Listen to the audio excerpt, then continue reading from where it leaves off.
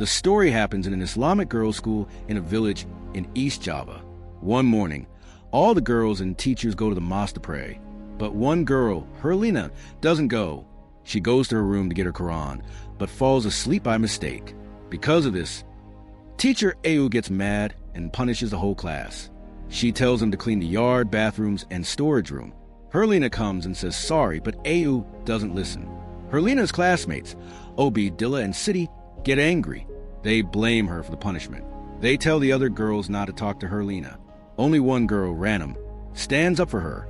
Ranam says Herlina is new and still learning.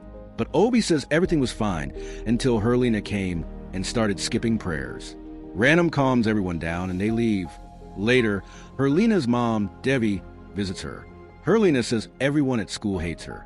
Her mom tells her to be patient. She says people will like her once they know her better. Herlina says only Ranam is nice to her. Devi tells her to stay for one semester. If she still hates it, they'll talk to her dad. At the same time, Obi gets scolded by her dad for causing trouble. That night, Herlina's parents talk. Her mom says Herlina is trying hard, but still unhappy. She thinks maybe Herlina should come home. But her dad, Sapto, says 1 month isn't enough. He wants her to stay longer to grow stronger. At school, Ranam asks Herlina to come pray with her. Herlina agrees but says she needs to get ready first. Ranam says she'll wait by the washing area. But then Obi and Dilla come to Herlina. They think she told teacher Ayu about them. Herlina says she didn't, but they don't believe her. They start hurting Herlina.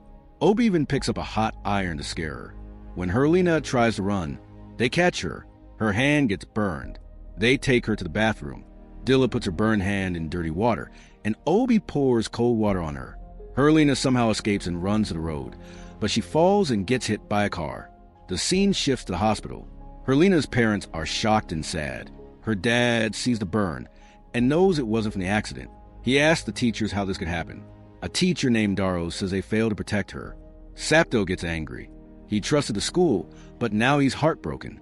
The next day, Obi and her friends talk about visiting Herlina. But it's too late. Herlina dies. A week later, something strange happens. Herlina suddenly shows up at school again. Ranam, Obi, and others are shocked. The teachers talk about asking her what happened, but Ayu says to leave her alone. When Jafar says it could be bullying, Ayu says not to talk badly about the students. She also says they must protect the school's name, since Daros is gone now. That night, during class, Ayu sees Herlina staring at her. Then, Herlina appears beside her and vanishes. Ayu gets scared. Another teacher, Indri, also sees strange things and feels afraid. Later, Ranam asks Herlina if she wants to talk about what happened. Herlina just says, "Don't worry, everyone pays for what they do." That night, Obi is walking around the school as part of her duty. She sees City standing in the bathroom. City doesn't respond when Obi calls her. When Obi gets closer, she sees that City's face has turned into something scary. Obi runs to get help, but no one comes. The lights flicker. The scary thing attacks Obi. When Obi looks closely, the face looks like Herlina, angry and full of rage. Just then, a boy named Gani arrives. The monster throws him and starts choking him. Gani puts his hand on City's head and says holy prayers. He asks what is inside City. A creepy voice says it's a demon. Later, Dilla tells Obi that Gani removed the demon from City, but Obi is still scared. She says City's face looked like Herlina's when she was possessed. The next day, Ranam and some girls visit Obi. But when Obi sees City again, she screams, "That's not City, that's Herlina." Ranam tries to calm her and asks City to step out. But Obi keeps saying Herlina is haunting them. Teacher Indri also comes to help, but Obi keeps repeating the same thing. Later, Ranam is reading the Quran with Herlina, but suddenly, Herlina's voice sounds deep and scary. Ranam looks shocked. Herlina just tells her to keep reading. The next morning, City asks Ranam who she was reading with last night. Ranam says Herlina. City looks confused. She says, "Are you sure? I thought Herlina couldn't read well." City gets nervous. She tells Ranam something is wrong. Herlina is acting too perfect now. She always smiles and can read the Quran very well. As they talk, Herlina walks up to them with a creepy smile and walks away. The girls at school start feeling even more scared. That night, Ranam goes to her room and finds Herlina already there. Herlina acts weird and stares at her. When Ranam asks why she's in the room, Herlina asks her the same question. It feels creepy. Later, Random goes to the mosque with Obi. She sees Herlina walking outside and follows her, leaving Obi alone. Inside the mosque, the lights flicker and go out. It's dark. Obi keeps praying but notices she's facing the wrong way. She tries to fix it, but it keeps happening. Then she hears a scary voice. No one's there, until Herlina's ghost appears and attacks her. Random hears a scream and runs back. She finds Obi praying the wrong way. When she checks on her, she sees that Obi is dead. The next day, City asks Random if she wants to be roommates again. Random says yes. When they go to the room, Dilla gets mad and blames Random. She says it's Random's fault Obi died because she left her alone. Random feels very sad and says she'll never forget that she was the last one to see Obi alive. City says they all miss Obi and don't want anything bad to happen again. That night, Random sleeps in City's room, but when she wakes up, she's in Herlina's room. Herlina is sitting on the bed and asks if she couldn't sleep. Then she stands up and calls Random's name. Random is too scared to answer. When she looks again, Herlina is gone. At the same time, City wakes up and sees Random is missing. She wakes Dilla, and they start looking for her. They go to Herlina's room, but it's empty. Suddenly, City disappears too. Dilla is scared.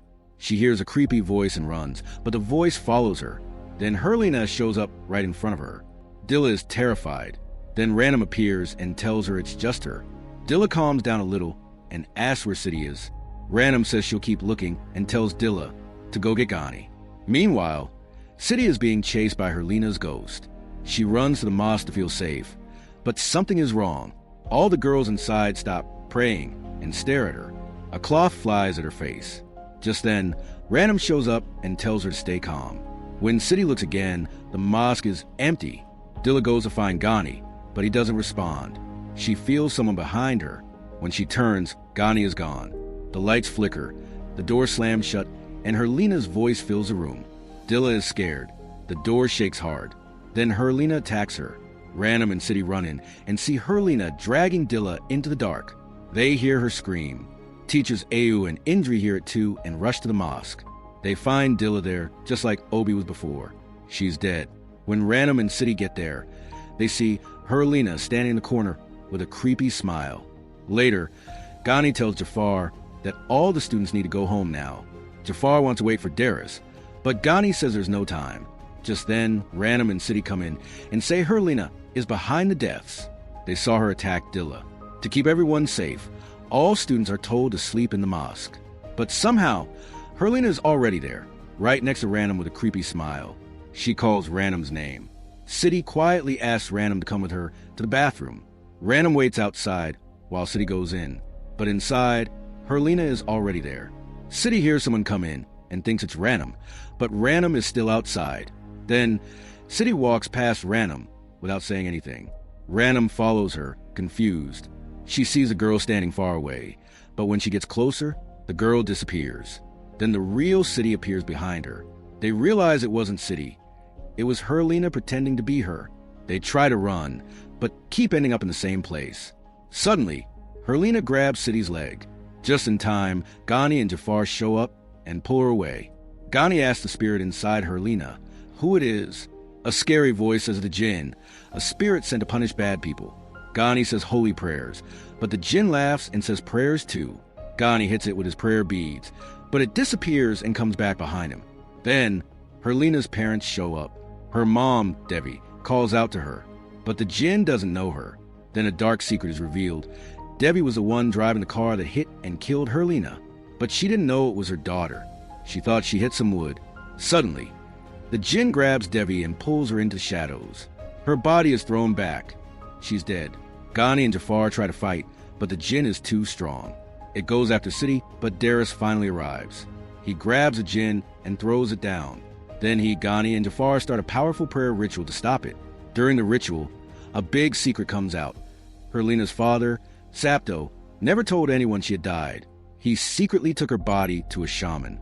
The shaman said Herlina could come back to life, but only if she took revenge. To do this, Sapto had to hammer a nail into her head himself. Now, during the ritual, Herlina's body shakes. Sapto walks up and pulls the nail out. The jinn leaves her body, and Herlina finally dies for real. And that's where the story ends.